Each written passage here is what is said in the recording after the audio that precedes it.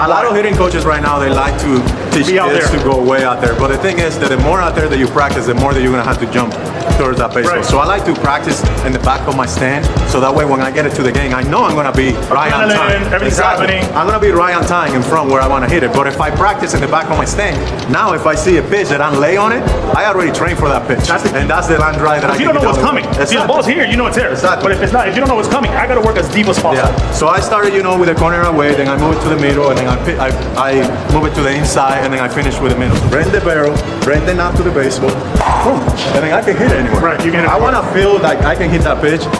Like if you put that ball in there, down here, I can hit that pitch right field. You can hit it up the middle, or you can pull it if you want. I can pull it if I want. Boom. Okay, so there's Albert Pujols talking about some of his pre-game work off the tee. Now, he talks about hitting the ball deeper, okay, because he knows that he's going to, once he gets to the game, he's naturally going to catch the ball more out in front.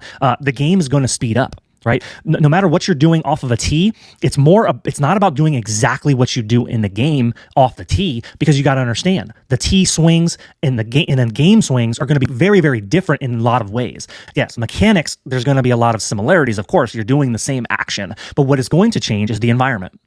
What's going to change is your mental process, what you're thinking about, what you're not able to think about, right? There's going to be weather. There's going to be runners on. There's going to be outs. There's going to be balls and strikes. There's going to be a pitcher that's mixing up pitches and throwing different speeds and different locations at you. You got an umpire behind you calling a good game or a bad game. Fans and parents, rooting and hollering right behind you. You got the other team maybe talking some trash. Like, you got a lot of variables and a lot of distractions going on in a game. And not to mention, you're probably only going to get anywhere from 3 to 4 at-bats in a game. 2 swings, and then you hit the ball every time. That would be 3 swings per at-bat, and that is kind of on the generous side.